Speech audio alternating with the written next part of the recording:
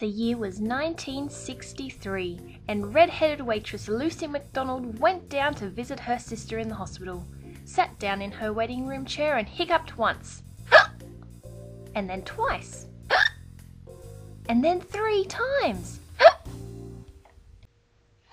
All of a sudden, Lucy just couldn't stop hiccuping. She hiccuped for days, she hiccuped for months, then she hiccuped for a whole year.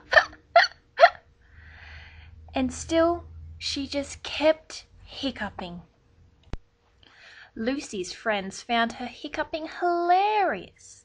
They even figured out that she hiccuped between 13 and 90 times a minute.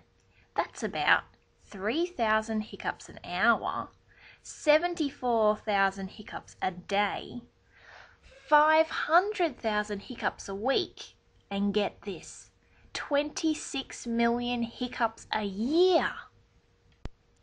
Soon it wasn't long until people all over the world started to hear Lucy's stories, and everyone wanted to help.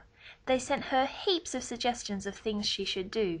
She tried things like holding her breath, eating sugar lumps, getting a nasty fright, drinking out of the opposite side of the glass. Lucy just became so desperate she tried anything. She was even unsuspectingly pushed out of an aeroplane, and she spent 4 days rubbing eggs in her hair. In the end, she tried over 2,000 remedies, saw 100 doctors, lost 18 kilograms. She did get a killer set of abs. She had to give up every job, though, because no one wanted a bouncing, bumbling, hiccuping waitress serving them their food. But then, after a year and 2 months, Lucy stopped hiccuping. She took in several deep breaths, which she hadn't been able to do in a very long time. Lucy had 9 blissful days of peace with not one single hiccup.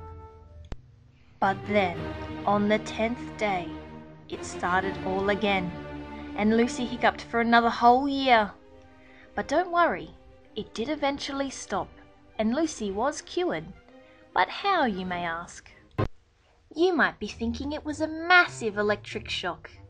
It was a kooky faith healer. Or maybe it was that final sip out of the opposite side of the glass. But do you know what? I can tell you that all of these things are wrong.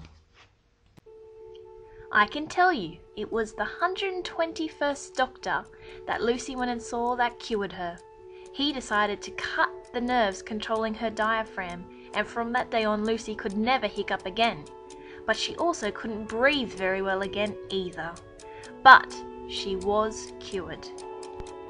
And that, my friends, is the very true and real tale of Lucy McDonald and her hiccups.